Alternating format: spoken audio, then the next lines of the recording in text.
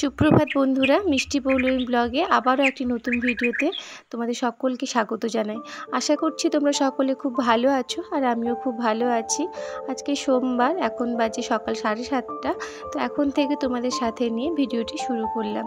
সম্পূর্ণ ভিডিওটি দেখার অনুরোধ রইল, আর আশা করছি ভালো লাগবে। এখন দেখো, মামামকে কিন্তু আমি স্কুলের গাড়িতে তুলে দিয়ে এসেছি। আর মামামের বাবা গতকাল রাতে ঘরে এসেছিল না। আর এখন আমি কিন্তু মামামকে স্কুলের গাড়িতে তুলে দিয়ে আসার পর তারপরেই কিন্তু ঘরের সমস্ত কাজ শুরু করে দিয়েছি। তার আগে 1 কাপ চা খেয়ে নিয়েছি। আর চা খেয়ে কিন্তু আমি সাথে সাথে আমার সমস্ত কাজকর্ম করতে লেগে পড়েছি, কারণ কাজ পড়ে থাকবে। আর এখন এত গরম পড়েছে, বেলার দিকে আর কোনো কাজকর্ম করা যায় না, এতটাই গরম পড়েছে। সকাল থেকেই খুব গরম পড়েছে। এখনই মনে হচ্ছে যেন কাজ করতে পারছি না, এতটাই গরম লাগছিল।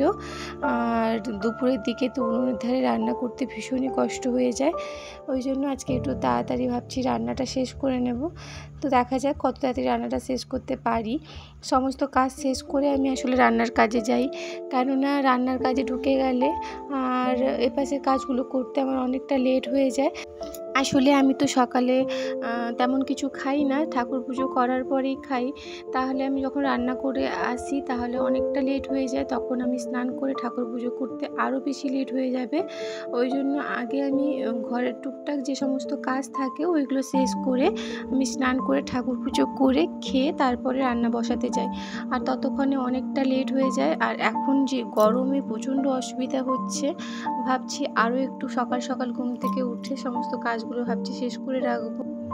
এদিকে আমার বিছানা গোছানো ভালোভাবে কমপ্লিট হয়ে গেছে। আর এখন বাদবাকি যে সমস্ত টুকটাক কাজ রয়েছে সেগুলো করব। আগের দিন ব্লগে আমি ডিপ ক্লিনিং করেছিলাম, তো আজকে আর ঘরে তেমন কিছু বেশি কাজ করব না। ডিপ ক্লিনিং করার জন্য এখনও ঘরটা সম্পূর্ণভাবে পরিষ্কার পরিচ্ছন্নই রয়েছে। আজকে শুধু বিছানাটা গুছিয়ে আর বাদবাকি জামা কাপড় আরও কয়েকটা পরেছে, ওইগুলো ভাঁজ করে নেব। আর কিছু কাজ নেই এখন ঘরের ভেতরে, তারপরে আমি স্নান করতে আজকে চলে যাব। আর কাপড় 2-1টা আছে, তো ওইগুলো কাচবো। এখন দেখো, এখানে আমার পুতুলগুলো একটু এলোমেলো হয়েছিল, তো এগুলো একটু ভালো করে সাজিয়ে গুছিয়ে রেখে দিচ্ছি। আর এগুলো তো এলোমেলো সবসময় হতেই থাকে, কিছু করার থাকে না। যেহেতু ঘরে ছোট বাচ্চা রয়েছে, মামা সবসময় নেয় খেলে। তাও মাম্মাম কিন্তু অনেকটা জিনিসপত্র গুছিয়ে রাখে। মাম্মাম খুব একটা এলোমেলো কিন্তু করে না, ও অনেকটাই গুছিয়ে রাখার চেষ্টা করে, তবে যেটুকু পারে না সেগুলো আমি করে দিই। আর এদিকে দেখো, আমার ঘরের সমস্ত কাজ মোটামুটি কমপ্লিট হয়ে গেছে। আর চেয়ারে কয়েকটা জামা কাপড় ছিল, আগের দিনে কাচা হয়েছিল, তো ওগুলো আর ভাজিয়ে গুছিয়ে রাখার সময় হয়ে ওঠেনি। আগের দিন রাত্রে মাম্মামের গানের ক্লাস ছিল, গেছিলাম সন্ধ্যেবেলায়। আর এসে আর এগুলো করতে ইচ্ছে করছিল না, তো এগুলো ছিল, এগুলো ভাবলাম সকালবেলা ভাজিয়ে গুছিয়ে রেখে দিই সুন্দর করে।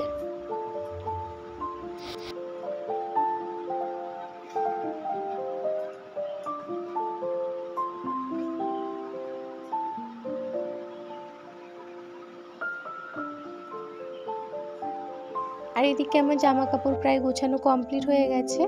আর এখন আমি চলে যাব স্নান করতে, অনেকটা লেট হয়ে গেছে। স্নান করে পুজো করে রান্নাটা বসিয়ে দিতে হবে, মামাম চলে আসবে। আর আজকে সোমবার, আমি তো নিরামিষ খাবো। চৈত্র মাসের সোমবার শেষ হয়ে গেছে, না হলে চৈত্র মাসের সোমবারটা আমি পালন করি, খাই না সকালে ভাত আরও কিছু। তো এখন চৈত্র মাসের সোমবার শেষ হয়ে গেছে। আর এই সোমবারে আমি নিরামিষ যেমন খেতাম তেমনই নিরামিষ ভাত খাবো। আর ঘরের সকলে, আমার মা নিরামিষ খায় আর ঘরের সকলে মাছ খাবে, আর আমরা নিরামিষ খাবো। তো দুটো রান্নাই করব, নিরামিষও করব আমিষও করব। আর স্নান করতে যাওয়ার আগে ভাবলাম ফ্রিজটা আর একবার মুছে দিয়ে যাই। ফ্রিজের উপরে অল্প অল্প ধুলো পড়েছিল, তো ওইগুলো ভালো করে সুন্দর করে একটু মুছে নিচ্ছি। একটা সংসারে কিন্তু কখনো কাজের শেষ থাকে না। তো দেখো, আমি প্রথমে ভাবছিলাম যে স্নান করতে চলে যাবো, তো এদিকে দেখলাম যে ফ্রিজটা একটু নোংরা হয়েছে, তো ভাবলাম মুছে দিয়ে যাই। সকাল থেকে রাত পর্যন্ত কিভাবে যেমন সময় কেটে যায় সারাটা দিন, ঠিক বুঝতেও পারি না। আসলে সংসার সামলানোর সাথে সাথে মামামের পড়াশুনো, গান, এগুলো সব রয়েছে, তো এগুলো সব দেখাশোনা একা নিজের হাতেই করি। আর মামামের বাবা তো সারাদিন ঘরেই থাকে না। এদিকে দেখো, আমার স্নান করা কমপ্লিট হয়ে গেছে। আর আমি স্নান করে চলে এসেছি। আর কয়েকটা কাপড় আরও ছিল, যেগুলো আমি কেচে ছাদে মেলে দিয়ে এসেছি। আর এখন আমি একটু সিঁদুর আরও পরে নেব, তারপরে আমি ঠাকুর পুজো করব।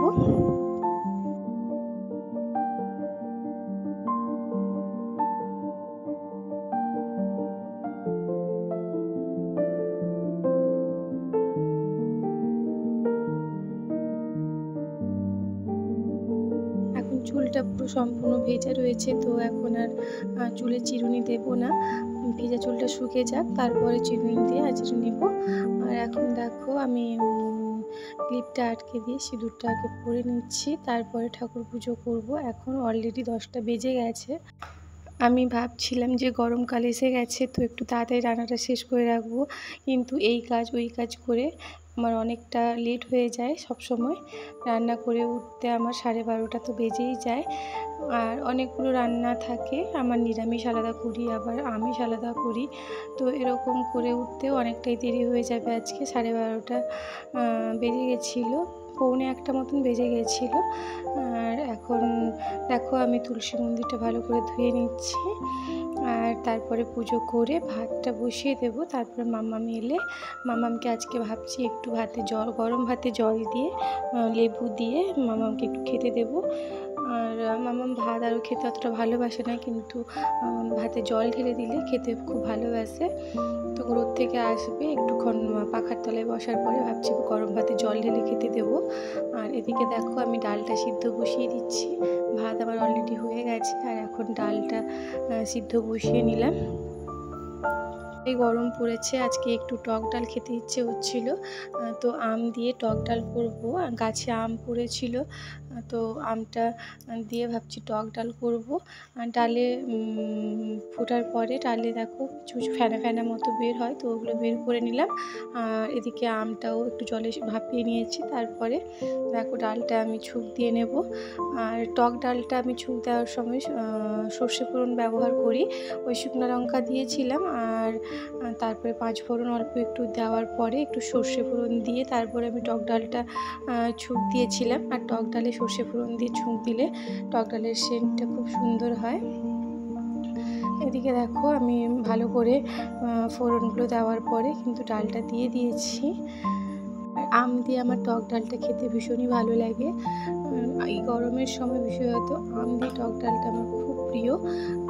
নিরামিষ দিনে আম ডাল করেছি। আর চিকনি শাকের নরম নরম চিকনি শাক হয়েছিল আমাদের বাগান বাড়িতে, তো ওখানে চিকনি শাক মা তুলে নিয়ে এসেছিলো কিছু, তো চিকনি শাক দিয়ে ভাবছি চিকনি শাকের চচ্চড়ি করবো। তো এখন চিকনি শাকের চচ্চড়ি বসিয়ে দিয়েছি। 5 ফোড়ন আর শুকনো লঙ্কা ফোড়ন আর অল্প একটু সাবসিডি ফোড়ন দিয়েছিলাম। তো চিকনি শাকগুলো ভালো করে ধুয়ে বানিয়ে মা রেখেছিল। মা সমস্ত সকাল থেকে আনাজ আরও সব গুছিয়ে রেখে দেয়।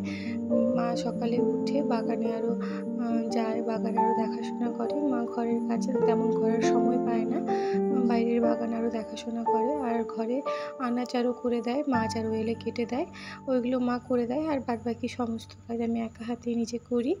আর মায়েরও বয়স হচ্ছে, তো মা সবসময় কাজ করার মতো মার শরীরও সাপোর্ট দেয় না।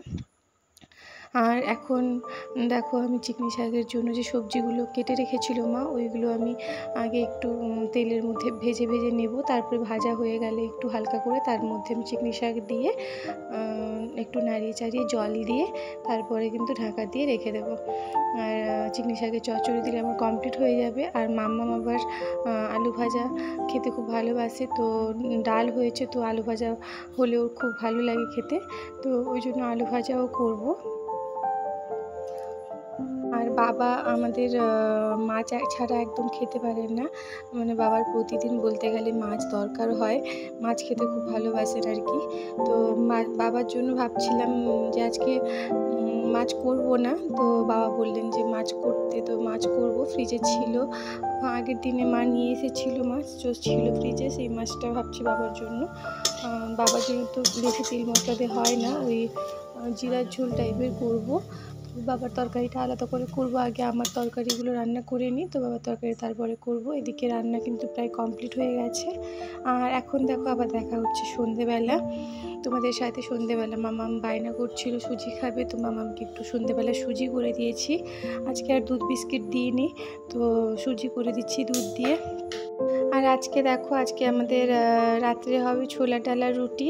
তো এখন সুজিটা করে নিচ্ছি, তারপরে প্রেশার কুকারে ছোলার ডালটা সেদ্ধ বসিয়ে দেব। আর মামামকে পড়ানো শেষ করার পরে আমি রান্না করব। আর এদিকে আমার সুজি প্রায় কমপ্লিট হয়েও গেছে। আর আজ প্রতিদিনের মতো তোমাদের কাছে আমার একটাই অনুরোধ, যদি ভিডিওটি ভালো লেগে থাকে তো প্লিজ সকলে সাবস্ক্রাইব করে আমার চ্যানেলটিকে আমার পাশে থেকো। আর তোমাদের সাপোর্ট ছাড়া আমি আমার চ্যানেলটিকে এগিয়ে নিয়ে যেতে পারবো না। আর যারা অলরেডি সাবস্ক্রাইব করে দিয়েছো তাদেরকে জানাই অসংখ্য ধন্যবাদ আর অনেক অনেক ভালোবাসা। আর লাইক কমেন্ট অবশ্যই করো। আর এদিকে দেখো ছোলার ডালটা সেদ্ধ হয়ে গেছিলো, তো ওটাকে আমি ঝুঁক দিয়ে নিচ্ছি। আদা দিয়ে, জিরা ফোড়ন দিয়ে, শুকনো লঙ্কা ফোড়ন দিয়ে ছোলার ডালটা রান্না করে নেব। আর এদিকে আমার ছোলার ডাল রান্না প্রায় কমপ্লিট হয়ে গেছে।